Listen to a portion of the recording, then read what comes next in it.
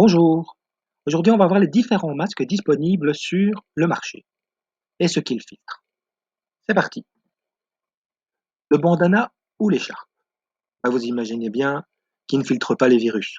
À part les grosses poussières et le pollen, il ne sert pas à grand chose, donc à bannir. Le masque en tissu lavable.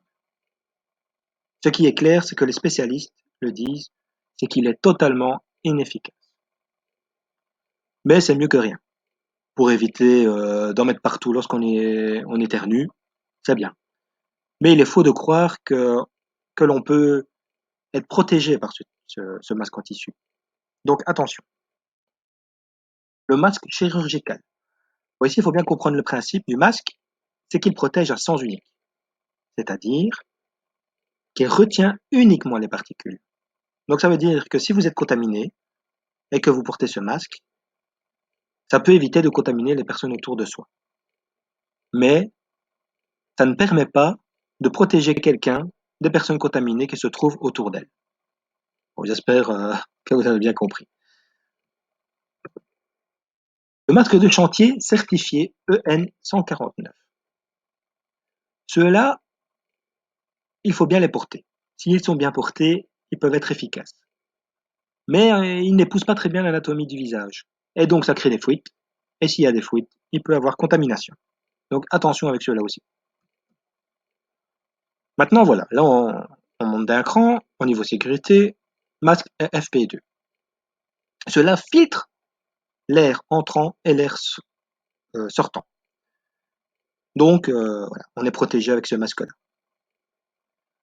Voilà. Il est plutôt confortable. J'ai déjà travaillé avec pendant une journée avec des souches virales et, et ça passe très bien.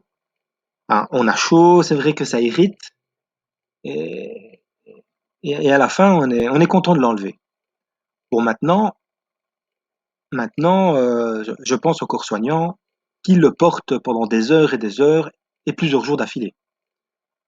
Là ça doit être très pénible. Donc pensez à eux.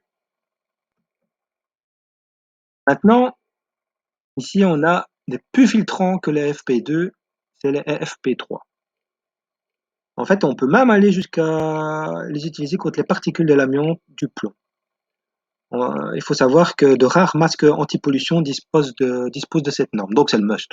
Donc si vous utilisez ce masque-là, c'est parfait, en fait, le virus ne passera pas.